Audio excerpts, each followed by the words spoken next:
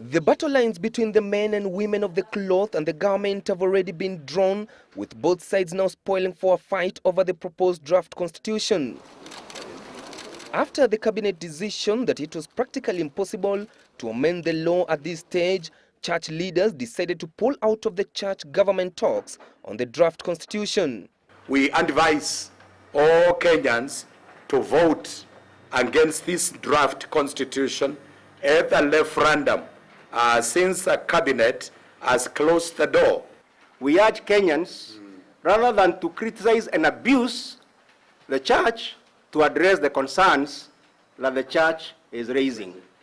But even as the leaders were dismissing the talks, the representatives of the church turned up at the follow-up consensus building meeting at Harambee House. But the writing was already on the wall. Neither side was ready to cede ground. The government side was unable to provide any satisfactory solutions to address the concerns of the members of the church. The government team stated that it was not possible to effect any changes to the legal framework and the draft constitution before the referendum. The church team stated that it is possible to do so before the referendum. And with the church leaders claiming to be disappointed by the cabinet's decision, pointing out that all their options were up, both sides appear to be squaring for a battle for Kenyans' votes ahead of the referendum. For the Bill of Rights to be amended, the document has to go to a referendum. It means we'll have to conduct another referendum to amend just one clause of the Constitution.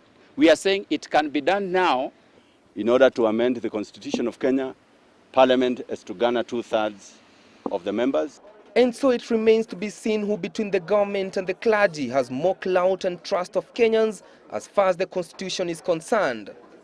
As the referendum date fast approaches, the differences between the yes and the no camps continue to widen, and the only option remaining is for the two camps to meet at the ballot.